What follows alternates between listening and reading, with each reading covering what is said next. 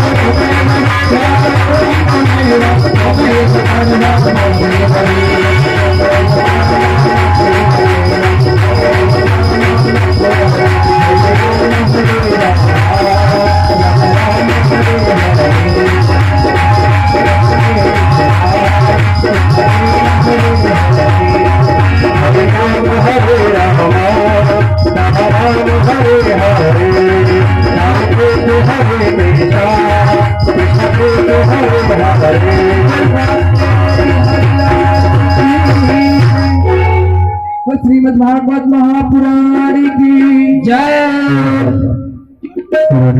सभी अपने अपने स्थान पर बैठ जाए और जो हमारे परीक्षित जी है श्री राधे परीक्षित जी भागवत जी को पूजन करने के लिए आए और गौतम शाह जी राधे गौतम भाई ऑपरेटर वो भी आवाज ठीक हो गई अपने परिवार के सहित भागवत जी का पूजन करने के लिए आए। श्री राधे गौतम भाई श्री राधे ऊपर आकर के भागवत जी का पूजन श्री करना। राधे श्री राधे जय श्री राधे श्री राधे श्री राधे।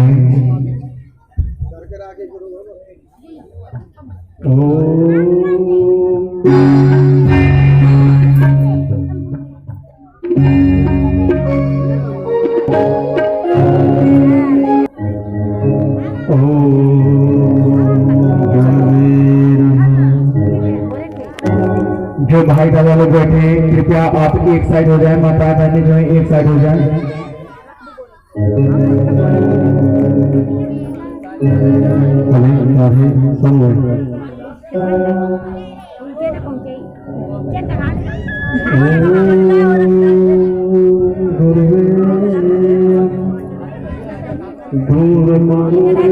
गुरुदेव महेश्वर गुरु साक्षात परम ब्रह्म तस्मै श्री गुरुदेव नमः। भागवत हर रूप जिसका जो सदा करे, भक्ति ज्ञान वैराग्य से पूर्ण इससे अंबर, ममता घटे दुखता मिटे और संग घर में पड़े। श्री कृष्ण की पावन कथा सब कर्म का बंधन करे। अनंत में आदि के आदि शक्ति अपार है, गोपियों है गोप जन कृष्ण लीला धाम है, कृष्ण लीला धाम है। नंद है माता जसोदा देवकी वसुदेव है, कृष्ण के गुणगान से सबकी कृपा संतत रहे। तथा अर्जुन सुदामा ये सखा गोपाल के, तुम दो सभी आशीष गुण गाओ यशोदा लाल के। कृष्ण नारायण वंदे कृष्ण वंदे प्रजा प्रियम, कृष्ण द्वैपायन वंदे कृष्ण वंदे प्रथा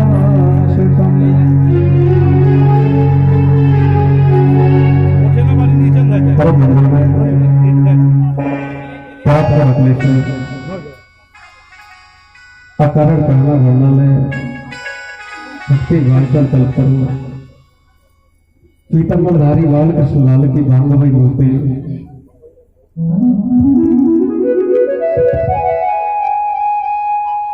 श्रीमद् भागवत महापुराण, जिसके लिए आप सभी यहाँ एकत्र हुए हैं। सर्वप्रथम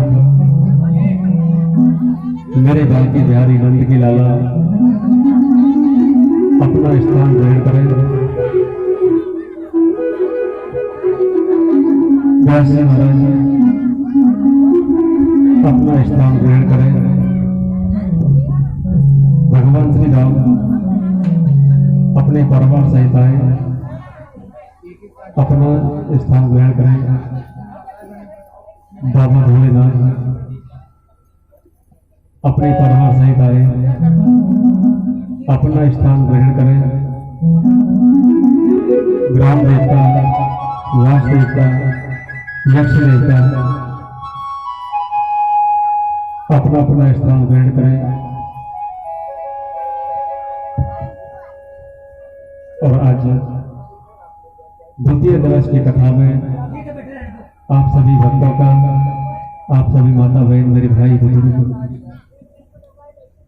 सभी का हार्दिक अभिनंदन। भैया ऑपरेटर, ये सीटी क्यों मार रहे हो?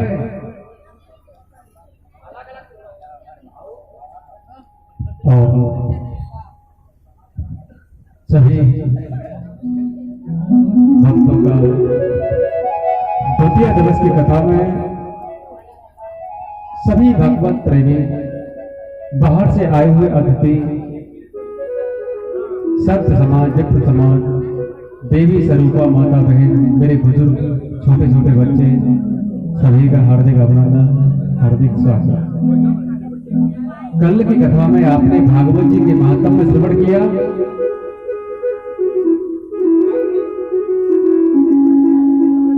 कि भक्ति मांगे जो पुत्र ज्ञान वैराग है,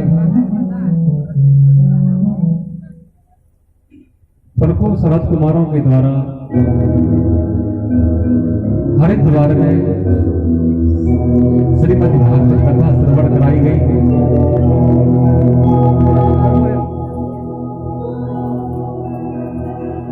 और जब भक्ति मांगे जो पुत्र ज्ञान वैराग, जो समय के भाव से दोनों को बुढ़ापा आ गया। ज्ञान वैराग न माने काल योगिक जर्जरा, समय के भाव से ज्ञान और वैराग बूढ़े हो गए। जब नारद जी महाराज ज्ञान और वैराग को लेकर के शरद कुमारों के पास पहुंचे और शरद कुमारों ने गंगा जी के किनारे भक्ति मांगे जो पुत्र ज्ञान वैराग है उनका भागवत रूपी गंगा में डुबकी लगाई और ज्ञान वैराग का बुढ़ापा दूर हो गया। उसके बाद में आत्मदेव के चरित्र को श्रवण किया। आत्मदेव के पुत्र हुए धुंधकारी और गौकर्ण जी महाराज। गौकर्ण जो गाय का पुत्र था, वो बहुत बड़ा कर्मकांडी ब्राह्मण हुआ, विद्वान हुआ, और धुंधकारी महाखल हुआ। जब धुंधकारी प्रेत योनि में पहुंचा तो गौकर्ण जी महाराज ने अपने भाई धुंधकारी को सप्ताह श्रवण कराई और वो जन्म और मरण के पिंड से छूट गए। कितनी सुंदर कथा मेरे गोविंद वर्मा जी महाराज की है, और ऐसी कथा कोई दूसरी नहीं हो सकती। कि कृष्ण कथा सुंदर जग माही, कृष्ण कथा सुंदर जग माही, कृष्ण कथा सुंदर जग माही, कृष्ण कथा सुंदर जग माही। ऐसी कथा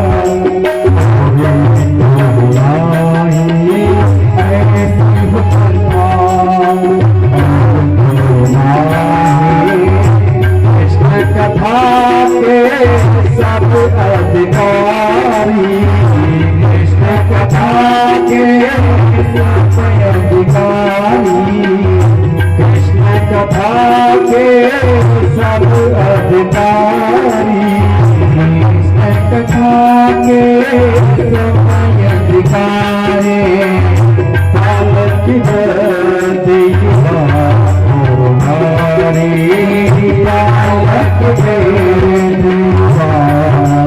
हमारे, पालक देवा हमारे, पालक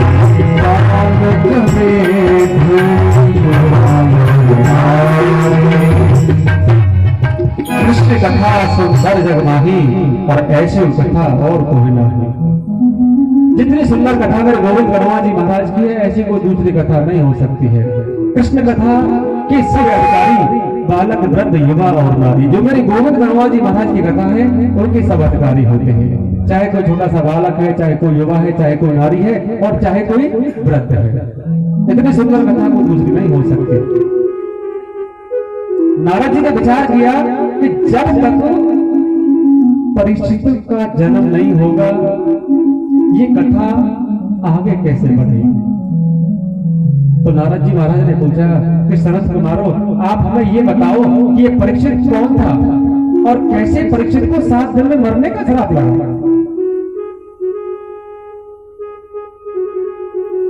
88,000 संत बैठे हुए हैं गंगा माता किनारा, और गंगा माता गलगल की आवाज से बह रही है।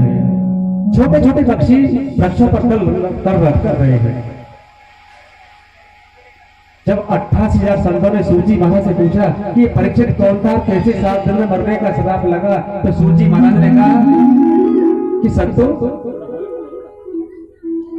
ये प्रश्न इतना जरूरी नहीं कि परीक्षित कौन था, लेकिन परीक्षित की कथाओं से भगवान श्री कृष्ण की कथाओं का उदय होता है, इसलिए मैं आपको बताऊंगा कि परीक्षित कौन था। और सूजी महाराज ने परीक्षित का वंश वर्णन श्रवण कराया है। शांतनु जी महाराज, जिनका विवाह गंगा मैया के साथ तय हुआ, और जिस समय गंगा मैया के साथ शांतनु जी महाराज का विवाह तय हुआ, उस समय गंगा मैया ने शांतनु जी महाराज से एक शर्त लगाई, और शर्त ये लगाई कि तुम मुझे किसी भी कार्य को करने से नहीं रोकोगे।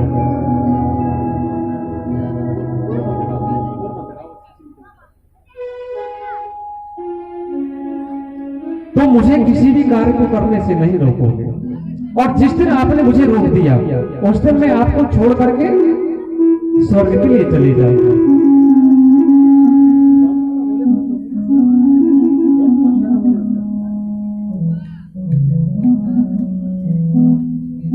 शांतनु जी महाराज ने कहा कि मैं हस्तिनापुर का राजा हूं, और मैं तुम्हें किसी भी कार्य को करने से नहीं रोकूंगा। जो भी आपको अच्छा लगे आप वो कार्य कर सकते हो। तो गंगा मैया ने शांतनु जी महाराज के साथ विवाह किया, और शांतनु जी महाराज अपनी पत्नी गंगा को लेकर के महलों में हस्तिनापुर में आए, और बड़े प्रेम के साथ निवास करते हैं। और कुछ समय के बाद गंगा मैया ने एक सुंदर सी बालक को जन्म दिया, और जब बालक का जन्म हुआ तो गंगा मैया ने अपने बालक को अपने गोद में उठाया और सरोवर में जाकर के उस बालक को डाल दिया, बालक का वध कर दिया। वापिस महलों में आई, समय व्यतीत होता रहा, फिर दूसरे बालक को जन्म दिया। जन्म लेते ही दूसरे बालक को भी सरोवर में डाला और दूसरे बालक का भी वध कर दिया। इसी प्रकार से गंगा मैया ने 7 वसु पुत्रों को जन्म दिया, और 7 बालकों को अपने हाथ से सरोवर में डाला, और 7 बालकों का वध भी कर दिया। हस्तिनापुर के जो वासी हैं वो शांतनु जी महाराज के पास पहुंचे और कहा, राजन, ये तुम्हारी कैसी पत्नी है जो अपनी संतान को अपने हाथों से ही मार देती है? यदि ऐसा चला तो तुम्हारा वंश आगे कैसे बढ़ेगा? शांतनु जी महाराज ने कहा कि अब की बार ऐसा नहीं होगा। जब गंगा मैया ने 8वें वसु पुत्र को जन्म दिया और अपने हाथों में लेकर के जब सरोवर में डालना चाहती है, वहीं पर शांतनु महाराज पहुंचे और कहा, देवी रुक जाओ। गंगा मैया ने मुड़कर के देखा और कहा कि राजन, आपने मुझे एक वचन दिया था कि तुम मुझे किसी भी कार्य को करने से नहीं रोकोगे, और जिस दिन आपने मुझे रोक दिया मैं उस दिन आपको छोड़कर के स्वर्ग के लिए चली जाऊंगी, और आपने वचन अपना तोड़ दिया। तो तुमने मुझे रोक दिया, और वो भी इस बालक के लिए। इसका मतलब ये हुआ कि तुम मुझसे अधिक प्रेम इस बालक को करते हो। आज गंगा मैया ने अपने बालक को अपने पति के हाथ में देने लगे और कहा कि तुम अपने पुत्र को अपने पास रखो, मैं स्वर्ग के लिए जा रही हूं। शांतनु जी महाराज कहने लगे, देवी बालक का लालन पालन तो केवल मां करना जानती है, पिता को पता नहीं होता कि बालक को कब भूख लगी है, कब प्यास लगी है, लेकिन मां सब कुछ जानती है कि मेरे बेटा को कब भूख लगी है, कब प्यास लगी है। तो गंगा मां ने कहा कि मैं तुम्हारे पुत्र को लेकर के स्वर्ग में जा रही हूं, और जब तुम्हारा पुत्र बड़ा हो जाएगा तो मैं तुम्हें वापस भी ला करके दूंगा। आज गंगा मैया बालक को लेकर के स्वर्ग में गए। समय व्यतीत होता रहा। एक बार शांतनु जी महाराज गंगा नदी के किनारे बैठे हुए भ्रमण कर रहे हैं, और वहीं शांतनु जी ने एक दृश्य देखा। एक 5 वर्ष का बालक, और उस बालक के हाथ में धनुष बाण बना देता है और दूसरे ही तीर से उस पुल को नष्ट कर देता है, कभी बीच में बाण लगा देता है। शांतनु जी महाराज ने देखा, सोचने लगे कि ये कौन बालक है जो मेरी पत्नी के साथ किलोल कर रहा है। आज शांतनु जी को क्रोध आया और अपने हाथ में तलवार लेकर के जैसे ही उस बालक के ऊपर प्रहार करना चाहते हैं, वहीं पर गंगा मां प्रकट हो गई। बोलो गंगा मैया की। गंगा मां प्रकट हुई और कहने लगी, स्वामी रुक जाओ, ये तुम क्या करने के लिए जा रहे हो? अरे ये तुम्हारा पुत्र देवव्रत है। जब शांतनु जी महाराज ने सुना तो शांतनु जी महाराज के हाथों से तलवार नीचे गिर पड़ी और अपने पुत्र देवव्रत को अपनी गोद में उठा लिया, और गंगा मैया ने अपने पति को प्रणाम किया और वापस स्वर्ग के लिए चले गए। इधर शांतनु जी महाराज अपने पुत्र देवव्रत को लेकर के महलों में आए और बड़े प्रेम के साथ अपने पुत्र को दुलार करते हैं। एक बार शांतनु अपने मंत्री को साथ में लेकर के रथ पर सवार हुए और जंगल में भ्रमण करने के लिए गए। रास्ते में एक सुंदर सरोवर को देखा, और सरोवर में सुंदर नाव है और नाव में सुंदर कन्या बैठी हुई है। तो शांतनु जी महाराज रथ से नीचे उतरे, सरोवर के किनारे पहुंचे और जाकर के नाव में बैठे और कहा, देवी आप मुझे दूसरे किनारे पर छोड़ दो। तो उस कन्या ने नाव को दूसरे किनारे की तरफ बढ़ाया, और जब दूसरा किनारा आया तो कन्या ने नाव को रोका और कहा, राजन आपका दूसरा किनारा आ गया है। लेकिन शांतनु जी महाराज ने कहा कि देवी मुझे इस किनारे से कोई भी कार्य नहीं है, आप मुझे जहां से लेकर के आई हो ना, आप मुझे वहीं पर वापस छोड़ दो। अब उस कन्या ने नाव को थोड़ा आगे बढ़ाया, वापस उसी स्थान पर लेकर के आई जहां से नाव को लेकर के गई थी। लेकिन शांतनु जी ने कहा कि नहीं देवी आप तो मुझे दूसरे किनारे पर छोड़ दो। अब वो कन्या कहने लगी, राजन कभी आप पहले किनारे की बात करते हो, कभी दूसरे किनारे की बात करते हो, आप चाहते क्या हो? तो शांतनु जी महाराज ने कहा कि देवी मैं तुम्हारे साथ विवाह करना चाहता हूं। संतान मेरी पुत्री के गर्भ से उत्पन्न होगी, राज का अधिकार उसे मिलेगा, तुम्हारे बड़े पुत्र को नहीं मिलेगा। क्योंकि मैं भली भांति जानता हूं कि तुम्हारी पहली पत्नी गंगा, जिससे एक पुत्र है जिसका नाम देवव्रत है, और आप मेरी पुत्री के साथ विवाह करना चाहते हो तो आपको ये वचन देना पड़ेगा कि जो संतान मेरी पुत्री सत्यवती के गर्भ से उत्पन्न होगी, राज का अधिकार उसे मिलेगा, तुम्हारे बड़े पुत्र को नहीं मिलेगा। शांतनु जी महाराज ने कहा कि राज का अधिकार तो बड़े पुत्र को होता है, छोटे को नहीं मिलता, ये ऐसा मैं नहीं कर सकता। तो वीरराज ने कहा कि मैं अपनी पुत्री का विवाह तुम्हारे साथ नहीं करूंगा। और उसके बाद वीरराज वहां से भागा। शांतनु जी महाराज वापस हस्तिनापुर में आए, ना कुछ खाते हैं ना कुछ पीते हैं, और बीमारों की भांति पलंग पर पड़े रहते हैं। और उसके बाद बड़े बड़े वैद्य आए उपचार करने के लिए, लेकिन शांतनु जी महाराज को ठीक नहीं कर पाए। वहीं पर देवव्रत अपने पिताजी के पास आया और पिताजी से पूछा कि पिताजी आपको ऐसी कौन सी बीमारी है जो ठीक होने का नाम नहीं ले रही? पास में मंत्री खड़ा हुआ था। मंत्री ने बताया कि तुम्हारे पिता भीलराज की पुत्री के साथ विवाह करना चाहते हैं। और जब देवव्रत ने सुना तो देवव्रत भीलराज के पास पहुंचा और भीमराज से कहा कि मैं तुम्हारी पुत्री का हार अपने पिता के लिए मैं हंसने होकर देवव्रत। भीमराज ने कहा कि बेटा ना तो मैं तुमसे मना कर रहा हूं और ना तुम पिता से मना किया, लेकिन जो बात तुम्हारे पिता से कही थी वो बात मैं तुमसे भी जरूर कहूं। मेरी पुत्री के गर्भ से जो संतान उत्पन्न होगी राज का अधिकार तुमको। देवव्रत ने कहा कि मैं आपको बताता हूं कि जो संतान तुम्हारी पुत्री के गर्भ से उत्पन्न होगी राज का अधिकार उसे मिलेगा भी नहीं। भीमराज ने कहा कि बेटा नहीं करो, जिसे हम भीष्म पिता के नाम से जानते हैं। तो भीमराज ने अपनी पुत्री सत्यवती को भीष्म के साथ विदा कर दिया और भीष्म ने सत्यवती और शांतनु जी महाराज दोनों का विवाह कराया। बड़े प्रेम के साथ दोनों निवास करते थे और कुछ समय के बाद सत्यवती मां ने 2 पुत्रों को जन्म दिया, चित्रवीर और विचित्रवीर। जब दोनों भाई बड़े हुए तो एक बार भीष्म पिता मगध देश गए और वहां जाकर के 3 कन्याओं का हरण किया और हरण करने के बाद में अपने महलों में वापस आए। 2 कन्याओं का विवाह अपने छोटे भाइयों के साथ कर लिया है।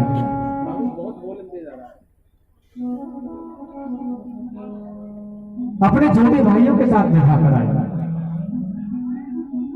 अब एक कन्या बच्ची जिसका नाम हुआ अम्बा। अम्बा कहने लगी कि भीष्म आपने मुझे हरण किया, अब तुम मेरे साथ विवाह करो। भीष्म पिता ने कहा कि देखो देवी, मैंने प्रतिज्ञा की है कि अजन्म ब्रह्मचर्य का पालन करूंगा, कभी विवाह नहीं करूंगा। यदि आपको विवाह करना है तो आप मेरे छोटे भाइयों के साथ विवाह करो।